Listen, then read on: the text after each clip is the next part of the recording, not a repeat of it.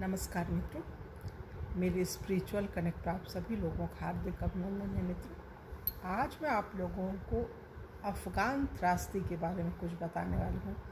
अफ़गानिस्तान में जो इस समय चल रहा है बड़ा ही दर्दनाक है, बहुत दुखद है।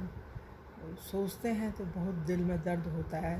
भगवान से प्रार्थना करते हैं कि वहाँ सब कुछ ठीक हो जाए, लेकिन लगता तो नहीं है कि इतने जल्दी कुछ ठीक होने वाला है। जब बड़े बड़े देश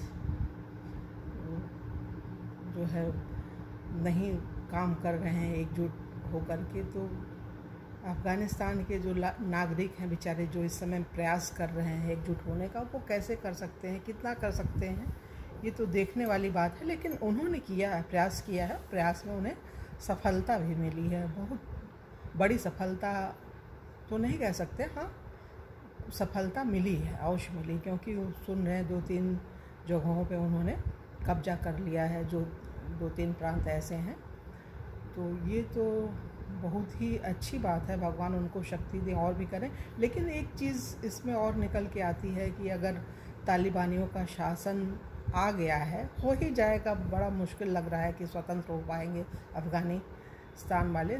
लगता है कि उनका शासन ही रहेगा, ऐसा लग रहा है। भगवान न करें कि शासन उनका हो, लेकिन अब तो ये बड़ा असंभव सा लग रहा है।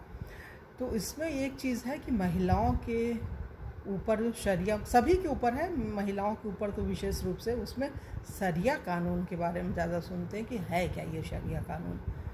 महिलाएं बेचारी बहुत दुखी हैं, व्यथित हैं अपने बच्चों को लेकर के, घर परिवार को लेकर चिंतित। तो ये शरिया कानून है क्या, ये हमको भी इतना नहीं पता था, तो हमने पेपर में पढ़ा इसको। हमें लगा कि आप लोगों से भी शेयर करना चाहिए, तो इसके बारे में बता रहे हैं। तो उसको ध्यान से सुनिए कि यह कानून क्या है, वास्तव में शरिया कानून है क्या।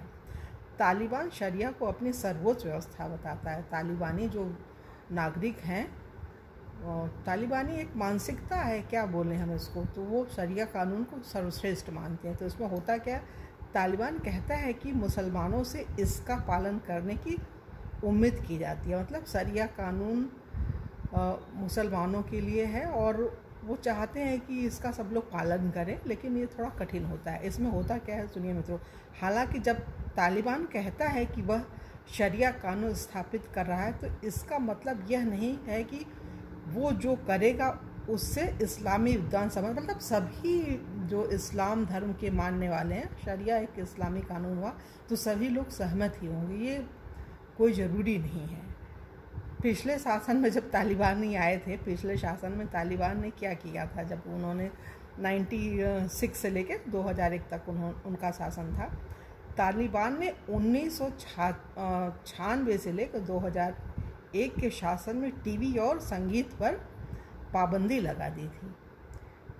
पिकअप ट्रकों पर घूमते इसके सदस्य व्यवहार, पहनावे और आंदोलन को रोकते थे, सरेआम अपमानित करते थे, महिलाओं को मारते थे।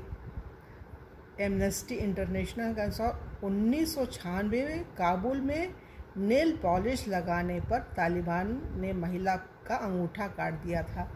मतलब ये शरिया कानून, ये कैसा कानून है कि कोई महिला नेल पॉलिश लगा रही तो आप काट दे रहे हो उसका हाथ। तो ये तो बड़ा विभत्स, बड़ा डरावना सा, बड़ा दुखद है।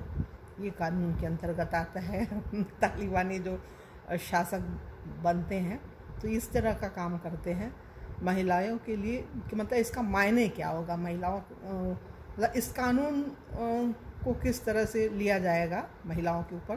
तो और सुने, विशेषज्ञ तालिबानी नेताओं के व्यवहार को समझ रहे हैं, जो विशेष जानकार हैं वो समझ रहे हैं।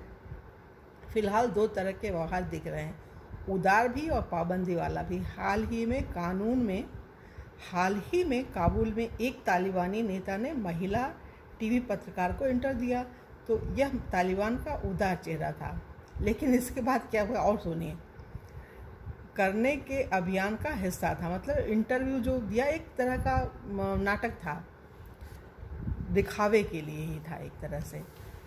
तालिबान के प्रवक्ता ने कहा कि महिलाओं को काम करने और पढ़ने की अनुमति होगी, जबकि हालांकि काबुल के बाहर कुछ महिलाओं से कहा गया कि वे पुरुष के बगैर घर से न निकलें। महिला मामलों की पूर्व मंत्री जो थी जलील कहती हैं, होसना जलील नाम था उनका, वो कह रही हैं कि उन्हें बहुत कम भरोसा है कि तालिबान शरिया की अलग व्याख्या कर, मतलब